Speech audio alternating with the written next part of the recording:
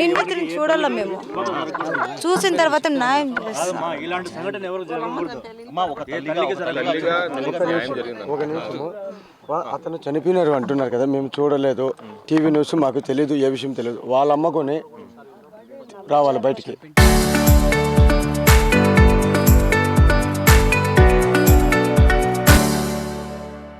వాళ్ళమ్మ మూతి పెట్టి ఇట్లా చేసిందని చెప్తున్నాం కదా, ఇప్పటి నుంచి ఇటే జరుగుతున్నది. వాళ్ళమ్మ రావాలా, అతను ఏం జరిగినది మాకు క్లారిటీ కనుక్కోవాలి. మేము పోలీసులు అతనే కన్ఫర్మ్ చేశారు చనిపోయిందని అతనే. వాళ్ళందరూ హెల్ప్ చేసినారు మాకు, అందరూ ప్రభుత్వం పరంగా అందరూ సార్లు మాకు హెల్ప్ చేసినారు. మేడం అయినా, హోమ్ మినిస్టర్ మేడం కానీ, ఎమ్మెల్యే సార్ కానీ, లోకేష్ సార్ కానీ, పవన్ కళ్యాణ్ సార్. ఏం కావాలా మీకు, ఏం కావాలా అంటే ప్రభుత్వం ఇప్పుడు వాళ్ళ అమ్మ గురించి అది అంటున్నారు కదా, ఏంటి ఏం జరిగింది? వాళ్ళ అమ్మ ఏమంది? వాళ్ళ అమ్మ కూడా హెల్ప్ చేసిందంట అంటారని కన్ఫర్మ్ తెలియదు.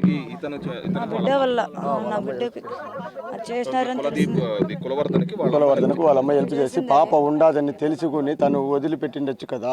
ఇంటి ముందరనే కదా ఉండేది, ఒక మనవరాల మాదిరిగా ఉంది కదా బిడ్డ. ఆ బిడ్డను ఇంటి ముందర వదిలేసి, వాడంటే సైకో వ్యక్తి తాగేసి పనుకున్నాడు గాంజా గింజా వాడుకొని. అట్లాంటప్పుడు బిడ్డ చనిపోయిందో ఏమనేది వదిలిపెట్టిండొచ్చు కదా మాకు. శిక్షించాలి అతనికి.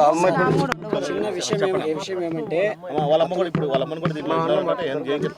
విషయం ఏమంటే అతను ఉండే రూమ్కు ఆమె రూమ్ రెండు ఒకటిగా ఉన్నాయి. ఇల్లు అయితే పక్క పక్కన ఉన్నాయి. ఆమె ఉండే ఇల్లు మాత్రం ఓపెన్లో ఉంది. నైట్ మేము అదే డోర్ కొట్టాం. తాగినాడు, లైట్ ఆన్లో ఉండదని నైట్ డోర్ కొట్టినాడు. కొడితే చుట్టుపక్కల వాళ్ళు లేచినారు, కానీ అతను మాత్రం లేలేదు. తాగుడుపోతాడు, తాగి పడిపోయినాడు అని చెప్పినారు చుట్టుపక్కల వాళ్ళు మాత్రం.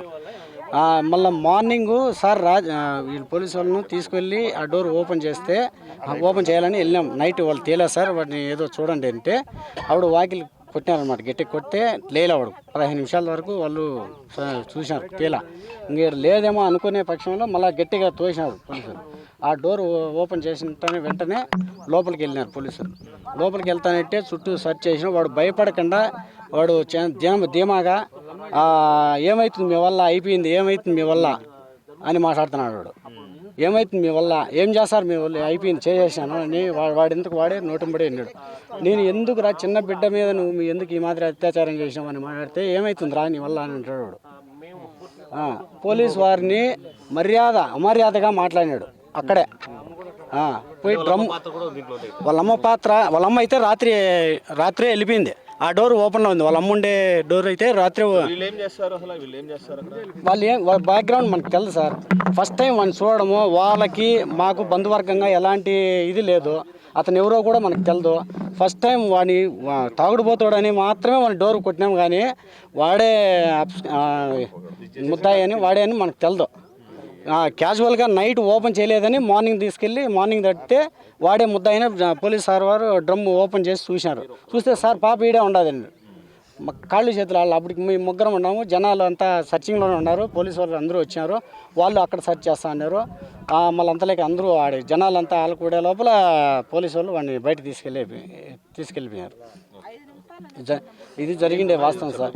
దీని విధి చెప్పబోయంటే 12-1 గంట టైంలో ఒక అతను వచ్చినాడు. అతనికి పార్ట్నరా ఏమనేది తెలీదు. నేనే అక్కడ ఉన్నాను. డోర్ తీరా, ఎవరు నువ్వు క్లోజ్ చేసింది అతను మాట్లాడు. అతను ఎవరు? ఫోన్ కాల్స్ ఆధారంగా అది ఏమనేది నాకు తెలియదు. ఇంకా ఎంతమంది ఉండారో ఇక్కడ. అతను వచ్చి ఆడ మాట్లాడుతుంటే ఎవరు నువ్వు అని చెప్పి నన్నే కొట్టేకొస్తే అక్కడున్న జనాలు చూసినారు. పోలీసులు సార్కి అందరికీ తెలుసు. అతను కూడా ఎవరు, అతన్ని ఎంక్వైరీ చేయాలి. సీసీ కెమెరా అక్కడ సీసీ కెమెరా లేదు. మా ఏరియాలో సీసీ కెమెరా కావాలా. మెయిన్ అక్కడ మా ఏరియాలో సీసీ కెమెరా కావాలా. ఆ 3 బిల్డింగ్లకు ఇటు పక్కన అటు పక్క లేదు. అది సీసీ కెమెరా కావాలా. ఫాదర్ లేడు. మదర్ ఒకటే అని.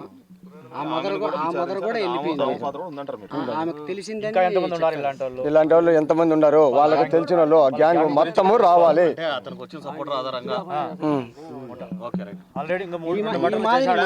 ఇప్పటికి 3 కేసులు అతని మీద ఉన్నాయన్నారు. 3 మర్డర్ కేసులు ఉన్నాయన్నారు. ఇది హరాస్మెంట్ కేసులు కొన్ని ఉన్నాయని చెప్పినాను. అతని మీద ఉన్నాయని తెలిసింది. ఇట్లాంటప్పుడు ఇట్లా మైనర్ బాలికలు ఇప్పుడు నాకు ఇంకా ముందుకైనా బిడ్డలు స్కూళ్ళు అవన్నీ వాతావరణం ఇట్లా ఉంది. ఇటు పక్కన అటు పక్కన ఉండే వాతావరణం మా ఏరియాలో ఆ దారి బట్టి స్కూల్కి వెళ్ళారు. ముందుకు ఏమవుతుందని దాన్ని బట్టి ప్రభుత్వం ఏదైనా తీసుకోవాలని సార్లను కోరుచున్నాం. చరిత్ర సృష్టించినోడు ఇప్పుడు ఆ చరిత్రని తిరగరాయబోతున్నాడు. అబద్ధాల గోడల్ని బద్దలు కొట్టి నిజాలను రాగా మీ ముందుంచబోతున్నాడు. నిజమైన వార్తల కోసం వెంటనే డౌన్లోడ్ చేసుకోండి రా యాప్ని.